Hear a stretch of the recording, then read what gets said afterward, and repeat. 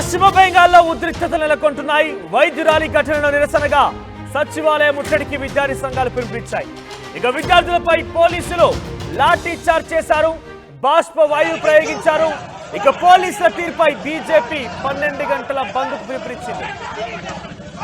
పలు చోట్ల హింసాత్మకంగా మారింది బంద్. పలు చోట్ల బాంబు పేలులకు కూడా దారితీసింది. కాల్పులు కూడా జరుపుతున్నారు పోలీసులు.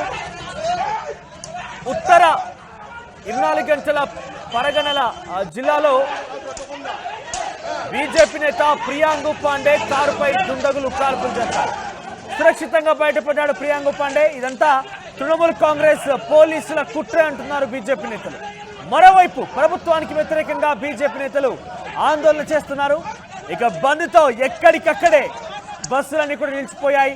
రైల్వే ట్రాక్లపై బీజేపీ నేతలు నిరసన వ్యక్తం చేస్తున్నారు. ఇక పలు రైళ్ల రాకపోకలకు అంతరాయం కలుగుతోంది. ఆగస్టు 9వ తేదీన రాత్రి అంటే సుమారుగా ఆగస్టు 10వ తేదీన ఉదయం 2 గంటల నుంచి 4 గంటల సమయంలో 4 గంటల ఆ సమయంలో అభయపై జరిగిన అత్యాచార ఘటన సుమారుగా ఈ రోజు వరకు కూడా ఏ విధంగా కూడా బయటకు రాలేదు. ఎవరు నిందితులు అనే విషయాన్ని కూడా తేటతెల్లం చేయలేదు. పోస్ట్ మార్టం రిపోర్ట్లో కూడా అనేక అనుమానాలు తావిస్తున్నాయి. సంజయ్ రాయ్ పై పాలిగ్రాఫ్ టెస్ట్ జరిగింది. సందీప్ ఘోష్, మాజీ ప్రిన్సిపల్ సందీప్ ఘోష్ తో పాటుగా మరొక 4గురిపై కూడా పాలిగ్రాఫ్ టెస్ట్ జరిగింది. అయినప్పటికీ ఈ రోజు వరకు కూడా కేసు తేల్చకపోవడం. మరోవైపు ఆర్జీకర్ హాస్పిటల్ పై కూడా పలువురు వెళ్లి అనుమానాస్పద రీతిలో పూర్తిగా హాస్పిటల్ ధ్వంసం చేయడం, ఆధారాలని పూర్తిగా చెరిపేయడంపై పెద్ద ఎత్తున కోల్కతా పోలీసులు కావచ్చు, బెంగాల్ ప్రభుత్వం కావచ్చు, వెస్ట్ బెంగాల్ ప్రభుత్వం కావచ్చు అనేక ఆరోపణలు ఎదుర్కొంటోంది. సో ఈ నేపథ్యంలోనే ఆర్జీకర్ ఘటనపై పలు విద్యార్థి సంఘాలు నిరసనకు పిలుపునిచ్చాయి. నిన్న సచివాలయం ముట్టడి కార్యక్రమానికి పిలుపునిచ్చాయి. ఈ నేపథ్యంలో విద్యార్థి సంఘాలపై, విద్యార్థులపై, నిరసనకారులపై బాష్ప వాయువులు ప్రయోగిస్తూ దాడి చేశారు. లాఠీ చార్జ్ కూడా చేశారు పోలీసులు. అనేక రకాలుగా వారిపై దాడి కూడా చేశారు. ఈ నేపథ్యంలోనే బీజేపీ ఆ దాడికి నిరసనగా 12 గంటల పాటు బంద్కు పిలుపునిచ్చింది. ఈ బంద్ కూడా రసవత్తరంగా మారింది. ఈ బంద్లో కాల్పులకు పాల్పడ్డారు కొంతమంది గుర్తులేని దుండగులు. బీజేపీ నేతపై కాల్పులకు పాల్పడడంతో ఒక్కసారిగా బీజేపీ నేతలు ఇది ముమ్మాటికి తృణమూల్ కాంగ్రెస్ పని, ఆ తర్వాత పోలీసుల కుట్రే అంటున్నారు బీజేపీ నాయకులు. సో చాలా మంది రోడ్లెక్కి నిరసన తెలుపుతున్నారు. నిన్న విద్యార్థి నాయకులు ధర్నాకి నిరసనగా అందరు రోడ్లెక్కి నిరసన తెలుపుతున్నారు. సామాన్య మహిళలు, మధ్యతరగతి జీవితాలు కూడా రోడ్డెక్కాయి. ఈ రకంగా చేస్తూ పోతే వెస్ట్ బెంగాల్లో మరింతగా కూడా ఈ వివాదం రాజుకునే అవకాశం ఉంది. మరింతగా ఉధృతంగా మారే అవకాశం కనబడుతోంది. ఒకసారి అక్కడ ఘటనకు సంబంధించి మనం ఏం జరుగుతుందో చూసే ప్రయత్నం చేద్దాం.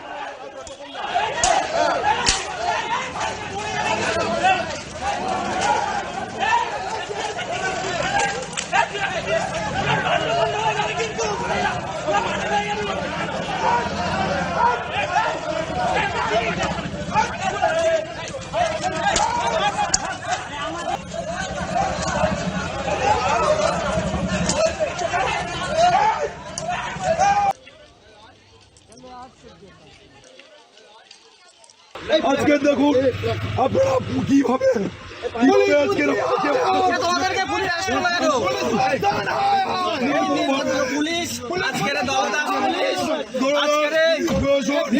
ছাত্রদের উপর নির্মমভাবে অত্যাচার করার প্রতিবাদে আমরা আজকের শান্তি শৃঙ্খল ভাবে বন্ধ পালন করছিলাম। আজকের এই পুলিশ সেই বন্ধকে অসফল করার জন্য, বানচাল করার জন্য আজকের আমাদের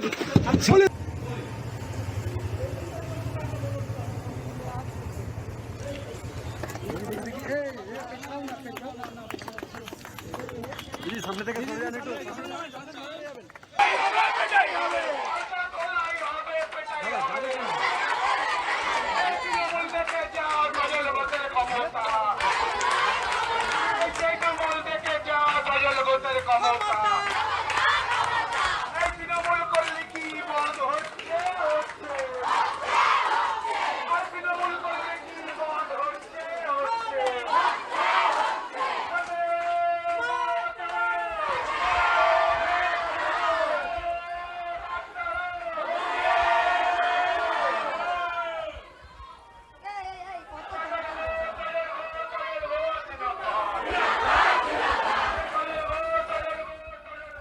చాలా వరకు బస్సులను కూడా అడ్డుకొని బీజేపీ నేతలు రోజు బంద్కి పిలిపించారు కాబట్టి సుమారుగా 12 గంటల పాటు జరిగినటువంటి కార్యక్రమానికి ఏదైతే విద్యార్థి సంఘాలు బంద్ నిరసన కార్యక్రమం పిలిపించాయో వారిపై పోలీసులు దాడి చేశారు.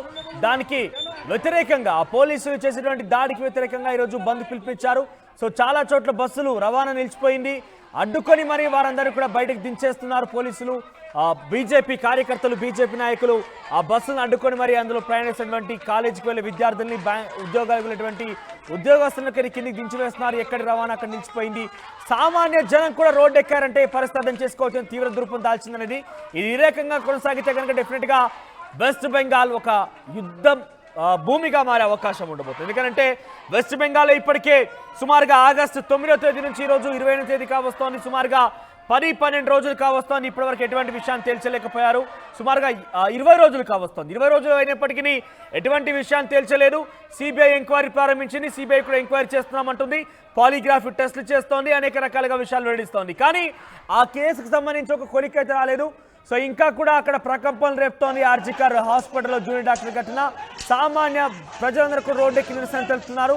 సో ఇక్కడ చూస్తే ఒక చోట బీజేపీ కార్యకర్తలు బీజేపీ జెండాలతో నిరసన తెలుపుతున్న నేపథ్యంలో చాలా మంది కొంత బీజేపీ వ్యతిరేకులందరూ కూడా అక్కడ చేరుకొని వారి చేతిలో ఉన్న కర్రలను తీసుకొని వారి మీద దాడి చేస్తున్నారు. సో పరస్పరంగా బీజేపీ కార్యకర్తలు అటు వచ్చినటువంటి మరొక వ్యతిరేక వర్గం వైపు కూడా పరస్పరంగా దాడులు జరిగాయి. ఒకరిపై ఒకరు దాడి చేస్తున్నారు, కర్రలతో కొట్టుకున్నారు. ఒక చోట బీజేపీ నేత కారుపై కూడా కాల్పులు జరిపారు గుర్తు దుండగులు. సో ఇది ఒక యుద్ధ భూమిగా మారే అవకాశం ఈ రకం కొనసాగితే కనుక ఆర్జికర్ హాస్పిటల్ ఘటనకు సంబంధించి ఇంకా కూడా ఉద్రిక్తతలు కొనసాగుతున్నాయి. పలు జిల్లాల్లో బంద్ స్వచ్ఛందంగా జరిగితే మరికొన్ని జిల్లాల్లో బీజేపీ ఆ తర్వాత వ్యతిరేక వర్గాల మధ్య పరస్పరంగా దాడులు జరుగుతున్నాయి. బీజేపీని పొలిటిసైజ్ చేసే ప్రయత్నం చేస్తోంది, రాజకీయంగా మలిచే ప్రయత్నం చేస్తున్నట్టుగా తృణమూల్ కాంగ్రెస్ ఆరోపిస్తోంది. ఇది కేవలం రాజకీయ కక్షపూరితంగా ఈ అంశాన్ని రాజకీయంగా మలిచే ప్రయత్నం బీజేపీ చేస్తోంది. కోల్కతా పోలీసులు ఇప్పటికే కొంత విషయాల్ని సేకరించారు. ఆ తర్వాత సిబిఐకి కేసు ట్రాన్స్ఫర్ అయింది.